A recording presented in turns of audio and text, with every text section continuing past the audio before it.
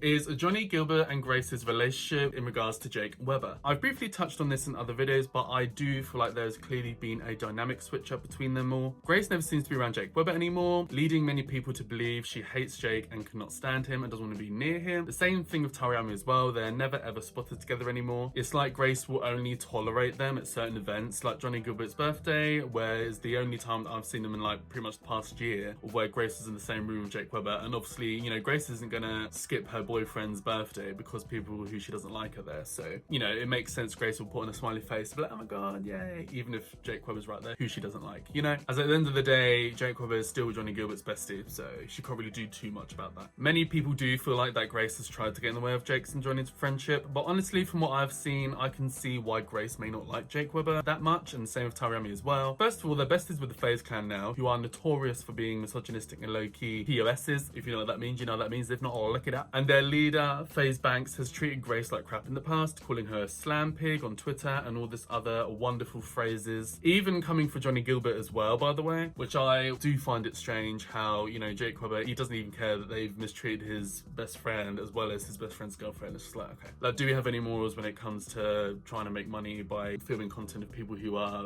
the most popular? You know, like maybe it's not always the best thing to do. Like maybe you can just make a bit less for that month. It doesn't mean you have to jump in with FaZe clan because, you know, you want to use them to get some extra money and clout when they've been treating all your friends like shit. Anyway, I digress. So I can see why Grace, of course, may be over Jake and Tara for being too close with them, and especially as Jake and Tara will know how they treated Grace, as it was only last year that happened. Now, I know some people, they like to rebuttal when I say that. They're like, well, you know, FaZe Adapt and FaZe this and FaZe that weren't like that towards Grace. It was mainly FaZe Banks. Yes, but Tariami has said herself that she's best friends with even FaZe Banks as well, so. Have you met Banks before?